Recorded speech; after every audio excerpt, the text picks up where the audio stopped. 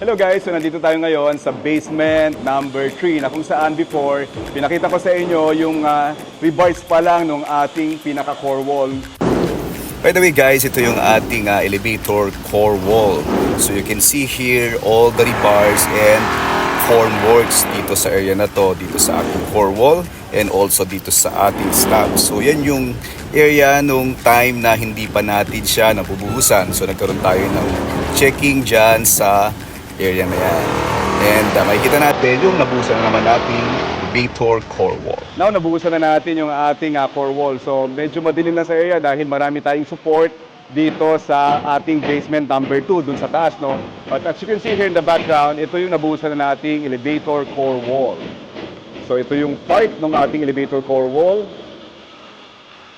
Now on this area and also on the other area.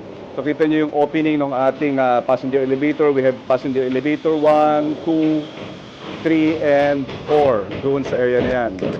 So pasok pa tayo dito. Medyo masukal yung area, no? So ito yung ating elevator core wall. So yan naman yung pinakailalim, which is our elevator pit. So ito yung area ng ating elevator core wall ngayon. Ito yung actual condition. Now on this side naman, ito naman siya. So meron pa tayong mga tubo doon, yung orange na yan. So yun yung pinaglagyan natin ng ating mga tie rod or yung paghigpit ng ating mga forma doon sa ating mga rebars. So ito ngayon guys, yung update natin dito sa ating elevator core wall dito sa basement number 3. Na kung saan before, nakita lang natin, is puro rebars pa lang. But right now, you can see na concreted na yung ating core wall. Alright guys, so these are all the development today dito sa ating core wall. I'm Arki-Knows. Thank you for sharing with you what Arki knows.